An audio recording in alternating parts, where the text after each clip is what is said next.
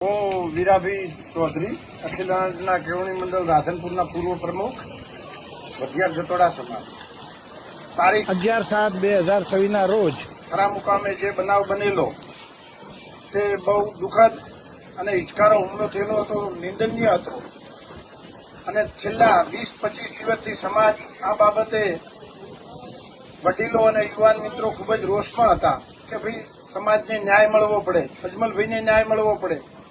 તો એના માટે સંઘર્ષના અંતે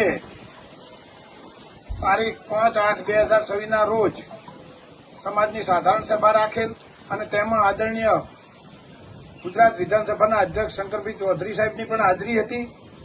એ ટાઈમે સાહેબે એવું આહવાન કરેલું કે ભાઈ સમાજના 10 વડીલોની કમિટી બનાવો અને કમિટી જે નિર્ણય લઈ આપણે સરકારમાં રજૂઆત કરીએ. તો એના પાસે 10 વ્યક્તિઓની કમિટી બની અને એમાં સાહેબને સાથે રાખી અને સમાજમાં એની રજૂઆત કરવામાં આવી. તો રજૂઆતના અંતે આજે તારીખ 7/8/2026 રોજ જે મેઇન સૂત્રધાર તરીકે કહેવાતા સમાજને એવું લાગતું હતું એ દેવ દરબાર જગ્યાના મહંત શ્રી બળદેવનાથ બાપુની ધરપકડ કરવામાં આવી. આ ધરપકડ કરવા પછી સમાજ તેમજ અન્ય સમાજોનો તથા યુવાન મિત્રોનો જે રોષ હતો તેને આજ સુખદ સમાધાન થયું છે. એ બદલ હું અખિલાંડના કેળવણી મંડળ વતી સર્વ સમાજો નાના મોટા જેને પણ આમાં મદદ કરી છે એવા બધાનો આભાર માનું છું.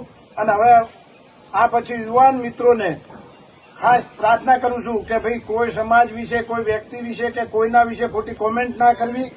અને આ બાબતમાં હવે પછી કોઈ પણ પ્રોગ્રામો થવાના હતા બધા સ્થગિત કરવામાં આવે છે.